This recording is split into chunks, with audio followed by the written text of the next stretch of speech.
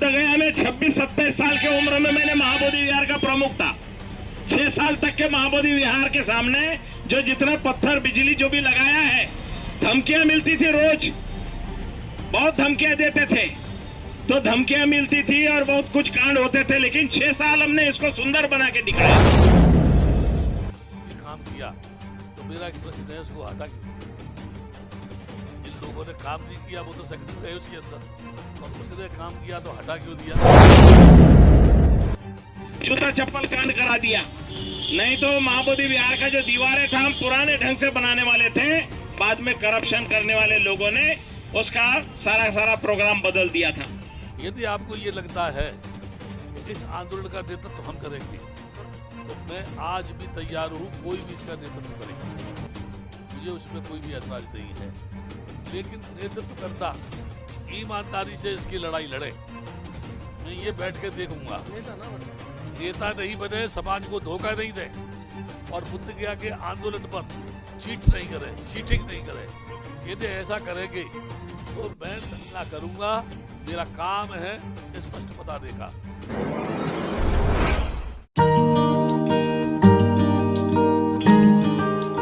साथियों नमस्कार। पिछले एक सप्ताह से हम बोध गया में डटे हुए हैं। हमें हमारा बोध गया महाबोधि टेम्पल वापस चाहिए। इस मांग को लेकर सैकड़ों की संख्या में बौद्ध भिक्खु लगातार बोध गया आ रहे हैं।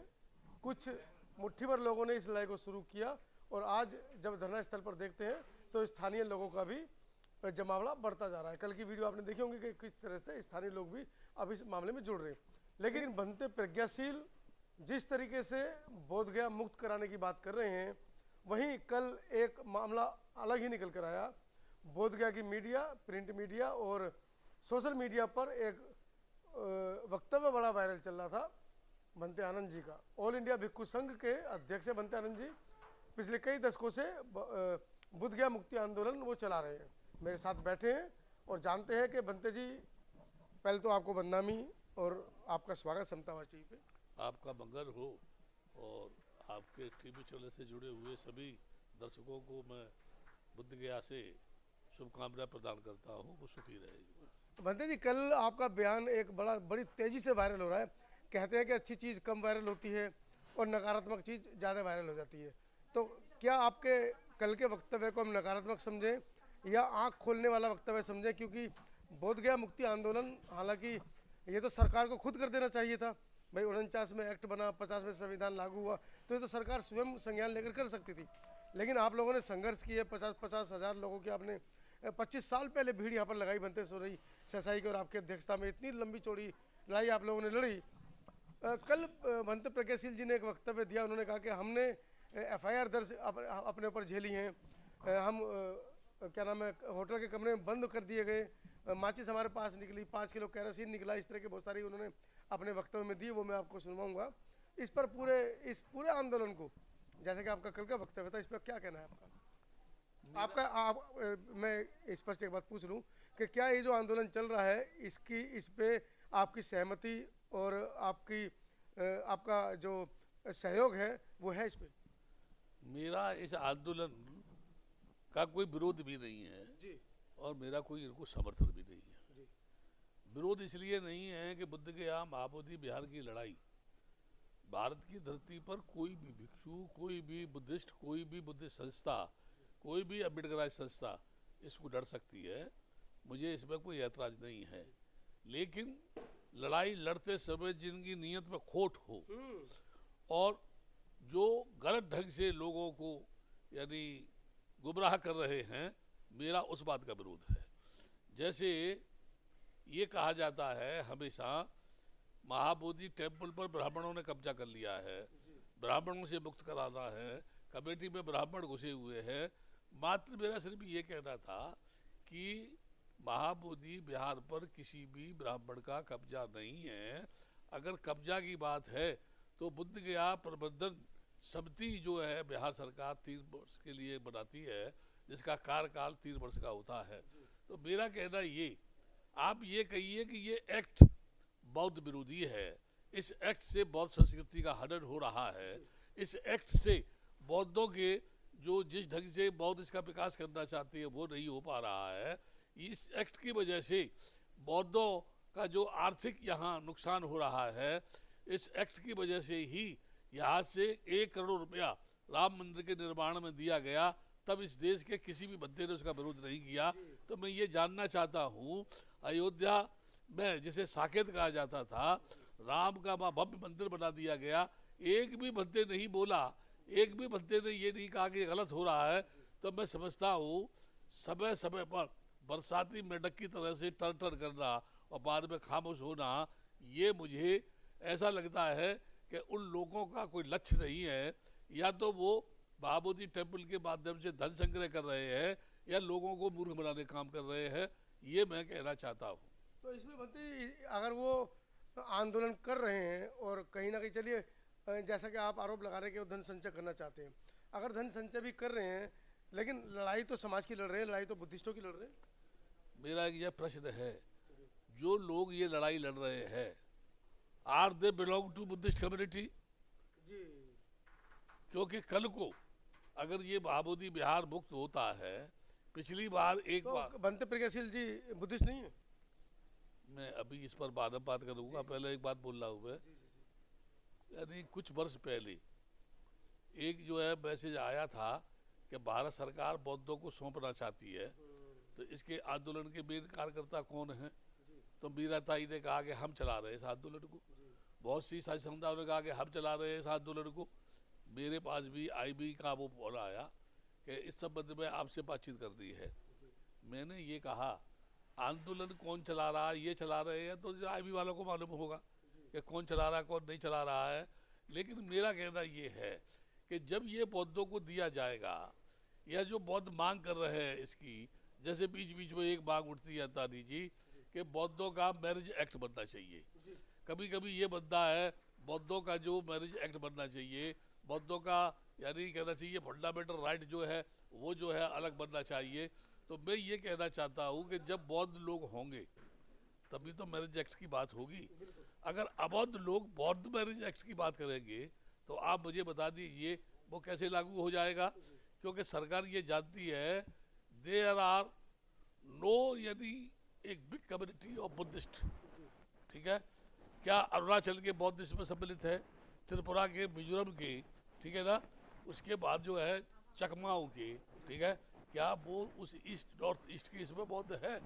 मैं ये कहना चाहता हूँ चंद लोग अगर किसी मूवमेंट को लेके चलते हैं तो वो मुझे पहले ये बताएं, सबसे पहले हमको बौद्ध समाज को एकत्र करना चाहिए, उसके बाद भिक्षुओं को विश्वास में लेना चाहिए, फिर जितनी भारतीय बौद्ध महासभा हो या बुद्धिस्ट कम्युनिटी की जो भी संस्था है उनके पदाधिकारियों को बोल करके उनसे चर्चा करनी चाहिए। और मेरी समझ में तो ये नहीं आ रहा है कि 2001 में जब यहाँ दलाई लामा का विरोध हुआ कि Dalai Lama must say to their follower they don't entered in Mahabodhi inside temple with their shoes and chappal, तो जब उनको ये वैसे की बात आई तो मैंने 2 बोरे जूते चप्पल भरवा के मंगा लिए मैनेजमेंट कमेटी में जी। और मैंने ये कहा कि जब से ये एक्ट बना है एक बार भी जो लोग जूते चप्पल पहन के जाते हैं उन पर जुर्माना क्यों नहीं हुआ? तो लामाओं ने विरोध किया, पथराव हुआ, झगड़े हुए, उसके कमेटी के शीशे वगैरह तोड़े गए। और आज मुझे आश्चर्य है कि जो लामा विरोध कर रहे थे इसका, है ना, और जो कह रहे थे नहीं हम तो लद्दाख में जूते पहन के जाते हैं, तुम लद्दाख में जूते पहन के जाते हो लेकिन उत्तर भारत के किसी घर में जाओगे तो कोई भी आदमी आपको जूते पहन के अपने चौके में अलाउ नहीं करेगा, घर में अलाउ नहीं करते, ठीक है ना। तो मेरा कहना ये है कि ये अनर्गल झूठ के सहारे से जो लोगों को बरगलाना चाहते हैं, मान लीजिए थोड़ी देर के लिए यहाँ पूरे देश से हजूम आ गया और यहाँ उन्होंने आवाज लगाई महाबोधि विहार हम लेके रहेंगे, ठीक है, आप लेके रहिए, मेरा आपको आशीर्वाद है। लेकिन कौन लेगा इसको? जी, किसके पास रहेगा? लेगा कौन? अगर इनसे ये पूछा जाए कि जो आंदोलन चलाने वाले थे वो कहाँ हैं, तो एक नई बात प्रश्न पैदा हो रहा है। 24 साल के बाद अचानक 2 आदमी उभर करके पर्सनल लोगों से मिलते फिर रहे हैं और सोशल मीडिया के माध्यम से उन्होंने इसको छेड़ा और चंद लोगों को लेकर के आकर के बुद्ध गया में बैठ गए ये। तो मेरा मतलब ये है कि इसकी बैक हिस्ट्री क्या है? आप बताएंगे क्या? यानी जो सेक्रेटरी बुद्धिस्ट यहाँ था, अगर बहुत से लोग मुझे गाली देते हैं कि बंदे आनंद 6 बरस तक हिंदुओं के साथ मिलकर के मलाई खाता रहा और उसने हिंदुओं से मिल लिया। कुछ लोग कहते हैं बंदे आनंद आरएसएस का आदमी है। मैं उन लोगों से कहना चाहता हूँ, जो भी लोग मेरे को गालियाँ देते हैं, जो भी लोग मुझे आरोप लगाते हैं, पहले वो अपने गरेबा में झाँक करके ये पूछे क्या वो सही कह रहे हैं।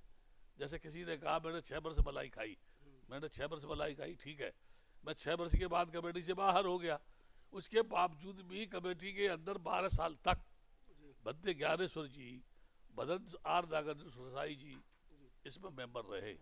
तो जो लोग मुझ पर आरोप लगाते हैं वो ये क्यों नहीं कहते कि 12 वर्ष तक बंदे ज्ञानेश्वर और सरसाई ने मलाई खाई? अच्छा, क्योंकि उनसे उन्हें कुछ मिलता होगा, कुछ ना कुछ पैसा मिलता होगा। कुछ बंदे लोगों की आदत हो गई है, वो सभी बंदे लोगों को गालियां देते हैं और वो शो करते हैं कि मेरे मुकाबले कोई बंदे नहीं है।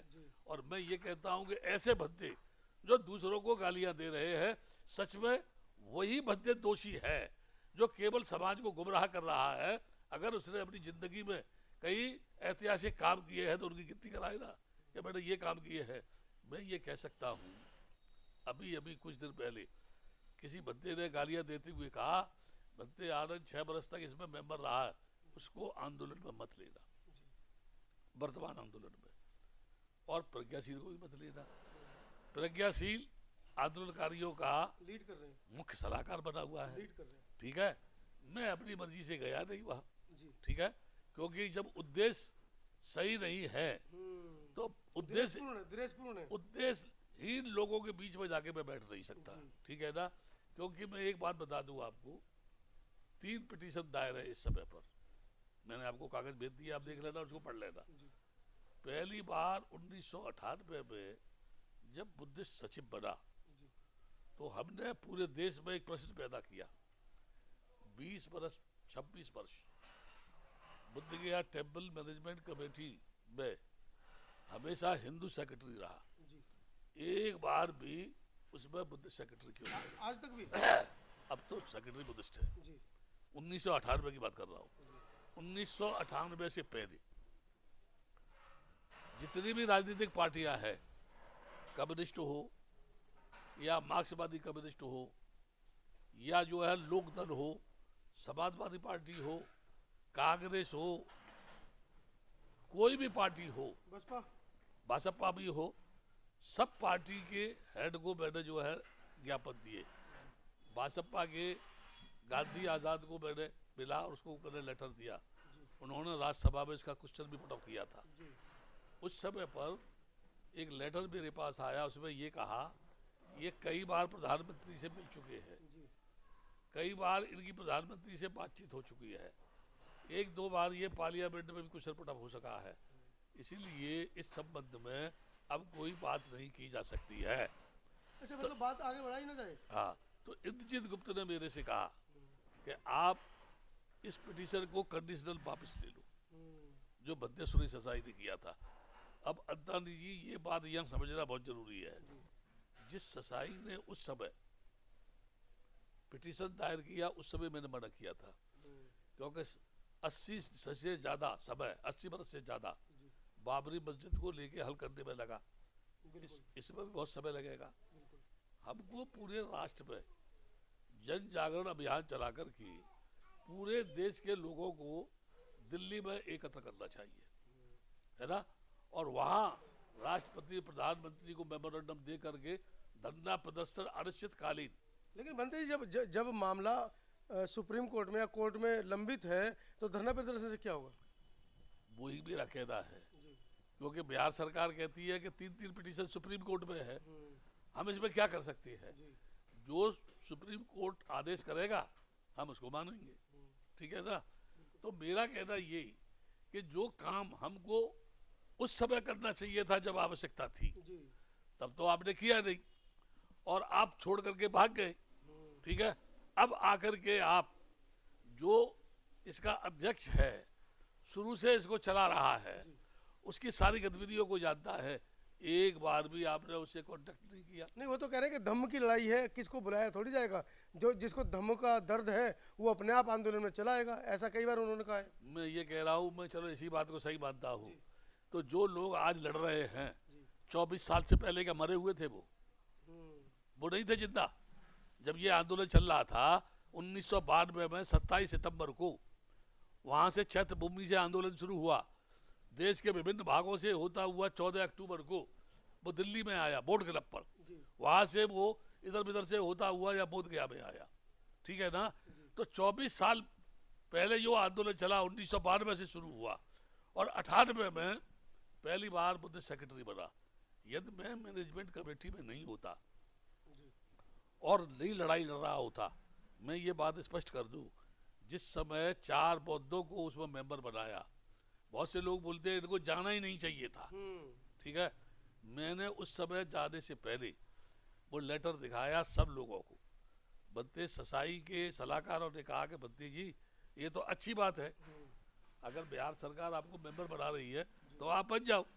उस समय मैंने कहा था सरकार आंदोलन को तोड़ने की साजिश कर रही है, लेकिन मैं बोधगया मैनेजमेंट कमेटी में जाने के बाद भी अंदर से बाहर से आंदोलन को जारी रखूंगा, ठीक है। 95 में मेंबर बना, 98 में, 96 में, 97 में कंटिन्यूस मैं ये आंदोलन करता रहा कमेटी में रहते हुए। वहां पर जब आंदोलन करता रहा तब इंद्रजीत गुप्ता ने कहा था कि कंडीशनल आप पिटीशन वापस ले लो, उसको वापस ले लिया। ये बहुत अच्छा पॉइंट दे रहा हूं मैं आपको, इनसे पूछना जो धंधे पर बैठे हुए हैं, इनसे पूछना। तो जब जो है सेक्रेटरी बुद्धिस्ट बना, और सेक्रेटरी बहुत बुद्धिस्ट बनने से पहले क्या नाम था उनका? बदंत प्रज्ञाशी। अच्छा। उस समय वो शराबनेर था। जब उसको बिच्छू प्रभारी बनाया, समिति में जाते ही पहली ही मीटिंग में उसको बिच्छू प्रभारी बनाया। 12 बंदे लोगों को यहाँ रखा और उसमें ये कहा कि ये 12 बंदे यहाँ रह करके बुद्ध विहार में बारी बारी से ड्यूटी देंगे और इन्हें कोई वेतन नहीं मिलेगा। अच्छा। मैनेज कमेटी इनकी व्यवस्था करेगी रहने की और खाने पीने की। आज भी वो मैनेजमेंट कमेटी व्यवस्था करती है और किसी भी बंदे को कोई भी वहाँ वेतन नहीं मिलता है, ठीक है। दूसरी चीज ये, जब वो वहां से हटा दिया 3 वर्ष के बाद, तो मैंने तो पहले ही कहा था कि भाई मैं तो आंदोलन करता हूँ, आज या कमेटी में हूँ, कल मुझे सड़क पे आना है तो मुझ में कोई फर्क नहीं पड़ेगा, लेकिन तुमको इस महाबोधि मैनेजमेंट कमेटी के इस महाबोधि टेम्पल का जो विश्व का सबसे बड़ा बौद्धों का केंद्र है, इसका सेक्रेटरी बनाया है। अगर आप अच्छे काम करेगा तो विश्व के लोग तो आपसे जुड़ेंगे। तो उन्होंने तो कर अपने वक्तव्य में कहा कि मैंने इतना काम किया, मैंने इतना काम किया, उन्होंने बताया। मैं वो वीडियो डालूंगा इसके अंदर अटैच करके। उन्होंने जो कुछ भी काम किया, तो मेरा एक प्रश्न है, उसको हटा क्यों दिया? जिन लोगों ने काम नहीं किया वो तो सेक्रेटरी रहे उसके अंदर, और उसने काम किया तो हटा क्यों दिया? जो उसने काम किया, जापान भेजा, वो जापान में गया, तो उस समय पर सेक्रेटरी बन करके मैंने यहाँ काम किया। यदि मैं उसे नहीं भेजता तो वो जापान कैसे पहुंच जाता? जहां लोगों ने दान उसको दिया, कितना दान उसको दिया वो तो वो जाने। जो उसने काम किया यहाँ, तो अच्छा काम करने वाले आदमी को निकाला क्यों गया? एक बात। दूसरी बात मेरा कहना ये है, जब सेक्रेटरी को 3 वर्ष के बाद हटा दिया, तो मैंने कहा कि हम हाई कोर्ट में पिटीशन दायर करेंगे, तो वो उस समय राजी क्यों नहीं हुआ? बंदे ससाई जी ने वो पिटीशन दोबारा कोर्ट में क्यों नहीं डाला कि सेक्रेटरी बुद्धिस्ट बनाया और उसको 3 वर्ष के बाद हटा दिया? हाँ, ये सरकार ने हमको तो 3 वर्ष के लिए, यहाँ 3 वर्ष के लिए हटा क्यों दिया? दूसरा कहना मेरा ये है कि जो भी बंदे ने विकास का काम किया, उससे सिर्फ एक बात पूछो आपने बोधगया की धरती पर 6 साल में कितने अपने विश्वास पात्र लोगों को यहाँ आपने चुना है?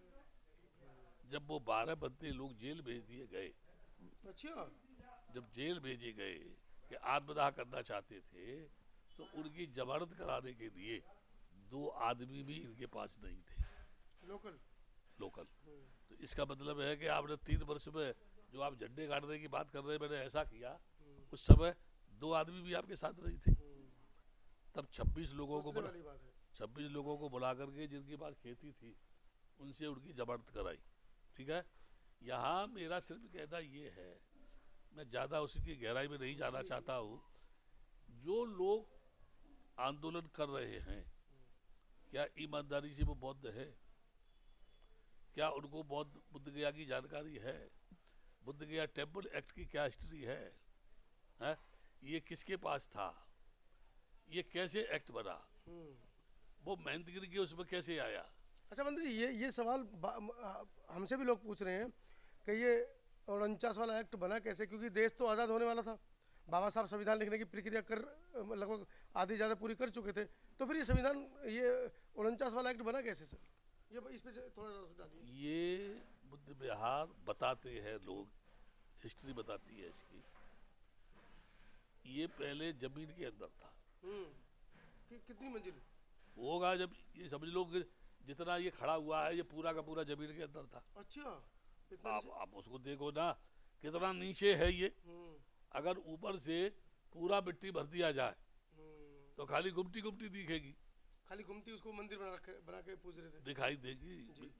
मैं ये नहीं कह रहा था पूज रहे थे, क्या कर रहे थे। जब अनाकारिक धम्मपाल यहाँ आए और उन्होंने पता लगा करके इसका जन आंदोलन शुरू किया, तो उन्होंने ये कहा कि ये महाबोधि विहार बौद्धों का है, ये बौद्धों को मिलना चाहिए। तो उस समय पर बहुत सारे लोग उनको सपोर्ट कर रहे थे, लेकिन सपोर्ट इसलिए कर रहे थे कि लड़ तो ये रहा है, अगर इसमें कभी परिवर्तन होगा तो इसके पदाधिकारी सदस्य लोग तो हम लोग बनेंगे। अच्छा, मलाई खानी थी उनको भी। हाँ, तो उन लोगों ने जब इन्होंने मूर्ति को ले जाके स्थापित करने की कोशिश की या कुछ करने की कोशिश की, तो उन पर हमला कराया, फौजदारी का केस बना। महाबोधि सोसाइटी जो उन्होंने स्थापित की, उसी सोसाइटी के लोगों ने बिहार सरकार से साठगांठ की, मैन से मिले, क्योंकि यहाँ उन्होंने निर्माण किया था अपना। आज भी कोई भी सरकार हो, उसमें महाबोधि सोसाइटी के लोग पहले जाके उनसे मिलते हैं। दूसरी चीज़ मैं ये बता दूं, पहले सारे मंत्री संतरी महाबोधि सोसाइटी में आते थे। वो तो हम जब उसमें आए, जब से सभी का मैनेजमेंट कमेटी में आना जाना शुरू हुआ, नहीं पहले या कोई नहीं आता था इसमें, सब महाबोधि सोसाइटी में आते थे। और महाबोधि सोसाइटी ही अंतर्राष्ट्रीय स्तर पर महाबोधि टेम्पल को लेकर लीड कर रही थी, क्योंकि महाबोधि विहार और इनका नाम था महाबोधि सोसाइटी। तो लोगों को लगता था कि महाबोधि सोसाइटी ही महाबोधि विहार का प्रबंधन करती है। लोगों को ये पता नहीं था कि इसकी कोई प्रबंधन समिति है। ठीक है, मैं एक बात यह क्लियर कर दूं, अभी वो बात बताने से पहले, महाबोधि सोसाइटी के उप सचिव ने, संयुक्त सचिव ने ये कहा था, कानून बदलने की कोई जरूरत नहीं है, बुद्ध गया प्रबंधन एक्ट को बदलने की कोई आवश्यकता नहीं है, क्योंकि हिंदुओं ने भी इस टेम्पल की रक्षा की है, इसलिए उनकी भागीदारी होना भी इसमें जरूरी है। ये उस महाबोधि सोसाइटी का बयान है जिसके संस्थापक ने महाबोधि विहार के लिबरेशन की लड़ाई इस भारत की धरती पर लड़ी थी। तो दबाया भी तो हिंदू नहीं होगा मिट्टी के अंदर? ये मैं कैसे कह सकता हूँ, इतिहास की बातें हैं, किसी ने तो दबाया होगा। मैं इतना गहरा, इतना अंदर नहीं, ये किसी ने दबाया होगा, दब गया होगा। आप ये जानते हैं कि जब प्राकृतिक आपदा से दबा होता तो पूरा ही तहस नहस हो जाता। मैं इस पर नहीं जा रहा, मैं तो ये कह रहा हूँ, पुष्पमित्र शुंग ने जब भिक्षुओं का कत्ल किया है ना, उस समय उसके साथ ऐसा किया हो, क्योंकि पुष्पमित्र सिंह ने, इन लोगों ने प्रतिज्ञा की थी कि बौद्ध धर्म हमें समाप्त करना है, खत्म करना है। आज भी उसी में लगे हुए हैं। ठीक है, और सबसे बड़ी आश्चर्य मुझे जब होता है, जिस पुष्पमित्र शुंग ने भिक्षुओं का कत्लेआम किया, उसको उन्होंने अयोध्या में बैठा दिया, राम मंदिर का निर्माण करके। ठीक है, आज महाबोधि विहार की लड़ाई लड़ने वाले लोगों से मैं जानना चाहता हूँ, साकेत नगरी जो बौद्धों का स्थान था, मृणाल माता जहाँ वहाँ की रहने वाली थी, उसका अश्वघोष जो है, महायान का प्रसिद्ध कवि था, जो वहाँ का रहने वाला था, मुझे ये बद्दे लोग ये बताए कि जब अयोध्या में राम मंदिर का निर्माण कर दिया गया, तो ये उस समय ये बद्दे मर गए थे क्या ये जिंदा नहीं थे क्या? इनका जमीन मरा हुआ था।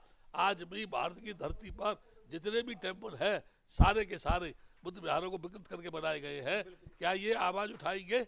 प्रतिमा भी बुद्ध की है, वो तो उन्होंने कपड़े पहना दिए। क्या ये जन आंदोलन करेंगे उसके लिए? बिल्कुल। उस प्रज्ञाशील से ये पूछो जाकर के कि तू 3 वर्ष तक यहाँ सेक्रेटरी रहा और ये 5 पांडव बताते हैं, तूने इसके खिलाफ कौन सा कदम उठाया और कब तेरे प्रस्ताव रखा? एक बार भी हमको दिखा दे कि प्रोसीडिंग में तेरा नाम हो कि तूने इस बात का विरोध किया था।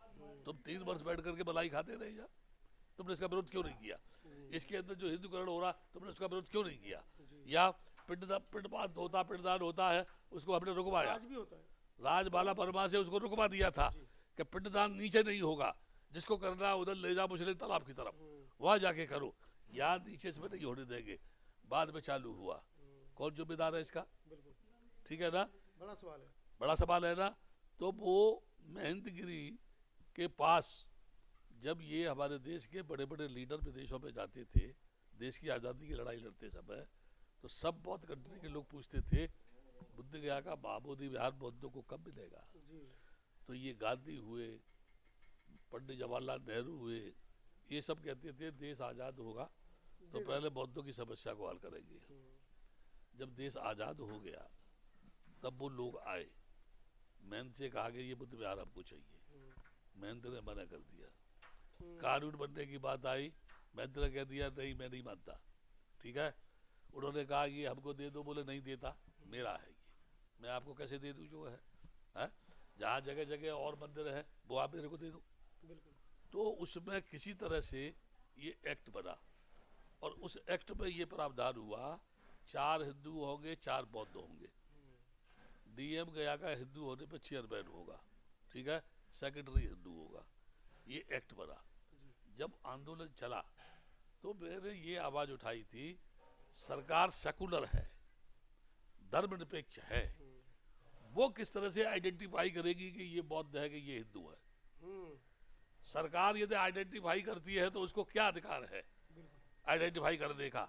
तो बहुत बड़ा प्रश्न चिन्ह पैदा किया था। उसमें ये कहा था कि भगवान बुद्ध विष्णु के 9वें अवतार है ना। मैंने जब ये कहा था बुद्ध ने अवतारवाद को माना ही नहीं, है ना। फिर आप ये कहते हैं वो भगवान बुद्ध जो 9वें अवतार थे, आप अपने मुंह से कुछ भी बकते रहे। जितने भी देश में देवी देवता हैं, क्या आपके पास उनका कोई इतिहास है? उनके माँ बाप कौन है, कब पैदा हुआ, कहाँ पैदा हुआ, कौन पैदा हुआ? जब आपदा आती है, हमारे देश में भूखे नंगे लोगों की संख्या ज़्यादा है और हमारे देश में 33 करोड़ देवता है।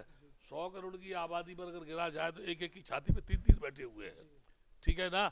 वो उठेंगे छाती में 3-3 को गोद ले लो आदमी, तब उन्हें राहत मिलेगी ना। दूसरा मेरा ये कहना, अभी हादसा हुआ कहाँ? कुंभ में, और आग लग गई, बहुत सारे लोग मारे गए। मैं पूछता हूँ साधु संतों से, बड़े बड़े महामंडलेश्वरों से, उस समय तुम्हारी शक्ति कहाँ घुस गई थी, वो देवता कहाँ घुस गए थे? मैं इसमें नहीं पढ़ना चाहता क्योंकि सब्जेक्ट दूसरे में बात कर रहा हूँ। जी मैं क्योंकि लंबा हो जाएगा, फिर शाम को दोबारा एक लंबी चर्चा करेंगे। तो मेरा मात्र इतना सा पूछना था कि अगर जो वर्तमान में लोग जो इस आंदोलन को लेकर लीड कर रहे हैं, अगर वो पुराने सभी बौद्ध भिक्षुओं से संपर्क करते हैं, जैसे आपसे क्या नाम है बनते जो वो है ऑल इंडिया भिक्षु संघ, उनसे, तो आप लोग क्या इस आंदोलन में सहभागिता दर्ज करेंगे अपनी? देखिए, मैं दादाजी एक बात बताता हूँ आपको। मैंने कितनी बार बोला है, टीवी में बोला है, उसमें जाके नागपुर में, पेपर में भी यदि निकला, प्रेस कॉन्फ्रेंस भी मैंने की है। मैं भारत के समस्त भिक्षुओं से कहता हूँ, आओ सब एक मंच पर जी। और यदि आपको ये लगता है कि इस आंदोलन का नेतृत्व हम करेंगे, करो, तो मैं आज भी तैयार हूँ, कोई भी इसका नेतृत्व करे जी। मुझे उसमें कोई भी ऐतराज नहीं है, लेकिन नेतृत्व करता ईमानदारी से इसकी लड़ाई लड़े। मैं ये बैठ के देखूंगा, नेता ना बने, नेता नहीं बने, समाज को धोखा नहीं दे जी। और बुद्ध गया के आंदोलन पर चीट नहीं करे, चीटिंग नहीं करे। यदि ऐसा करेंगे तो मैं दंगा करूंगा। मेरा काम है स्पष्ट बताने का। और इनको अगर लगता है कि मैं दोषी हूँ, तो आपके चैनल पर कह रहा हूँ, मैंने किसी को धोखा दिया, मैंने किसी से पैसा खाया, मैंने मैनेजमेंट कमेटी को धोखा दिया, मैं सरकार से मिल गया, मैं हिंदुओं से मिल गया, अगर किसी के पास पुख्ता प्रमाण है तो चौराहे पर खड़ा करके मेरा काला मुंह किया जाए। नहीं जो बोल रहे हैं इनका मुंह काला किया जाए और बीच सड़क पर खड़ा करके उनमें जूते लगाए जाए उनमें। तो साथियों, 20 दिन से चल रही बोध गया महाबोधि विहार की जो लड़ाई है वो तूल पकड़ती नज़र आ रही है, क्योंकि जो आरोप प्रत्यारोप का जो एक समा बंधा है उसमें कहीं ना कहीं भंते आनंद जी का जो बयान है वो कह सकते हैं कि आग में घी का काम कर रहा है। पूरी चर्चा के बारे में आपकी क्या राय है? अब इस बारे में हम भंते प्रज्ञाशील जी से भी चर्चा करेंगे, उनका भी बयान आपको सुनवाएंगे। लगातार अपनी दृष्टि बनाए रखें, क्योंकि पूरे विश्व की धरोहर, बौद्ध धरोहर महाबोधि महाविहार का ये मामला है। क्या जैसा कि आरोप लग रहे हैं कि ब्राह्मणों के चंगुल से उसको बचा पाएंगे, और भंते आनंद कह रहे हैं कि ब्राह्मणों के चंगुल में है ही नहीं, वो तो समिति में है, जो समिति का बायलॉज है उसमें है, उसमें चेंज हो सकता है। सरकार कह रही है कि कोर्ट में मामला पेंडिंग है, कोर्ट में इतना लंबा मामला पेंडिंग है कि 35-40 साल हो गए हैं, अभी तक कोई सुनवाई नहीं है। तो आखिर बौद्ध जाए तो कहाँ जाए?